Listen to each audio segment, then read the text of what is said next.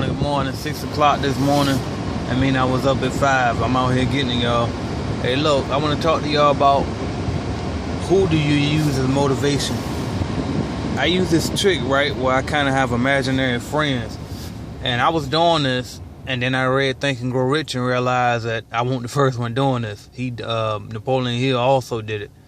And I talked to, I have celebrities or rich people that not necessarily celebrities, but they're popular. And so guys like my favorite one, Robert Kiyosaki. And I talked to him and I asked him for advice. And these guys I talked to, they helped to guide me make better decisions. And the guy that I used to talk to years ago, who I stopped talking to because we had a lot of differences on political things and stuff like that, and I started thinking that he might not like black people. That's Donald Trump.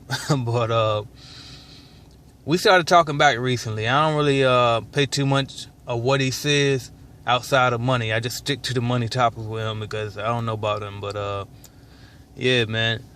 And that's just a little trick that I use. That's something that you can use. Another one that I use a lot is 50 Cent. I use him for when I need some aggression and some ruthlessness.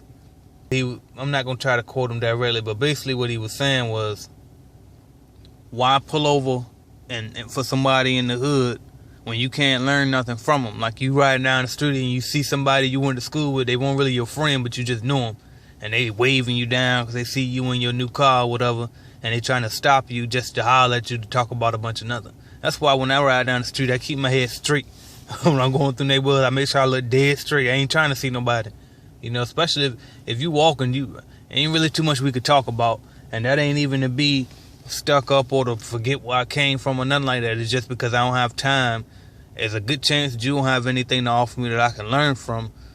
So, I'm trying to keep it moving. I'm trying to still make progress.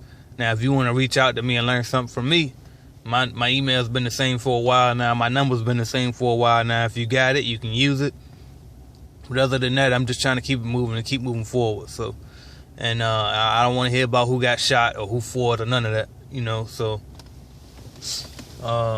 another thing that I use too is guys around my way that I feel like they grinding like I am and they know they focus like I am. I use them.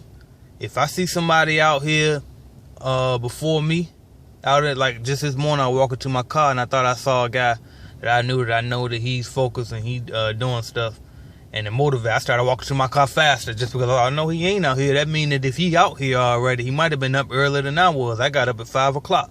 That means I ain't going hard enough.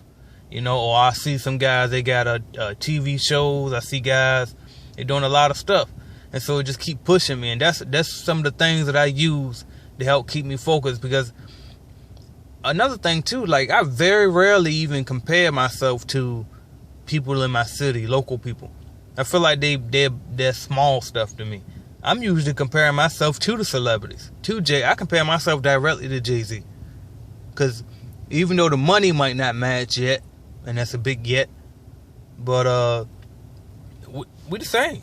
As far as I'm concerned, I'm just as genius as he is, or any of the rest of them. So, and it is gonna show. The money gonna show. I ain't worried about the money. That'll show. But as far as I'm concerned, I compare myself with the greats because I'm one of them. And in due time, people will see. And I'm not really one for fame.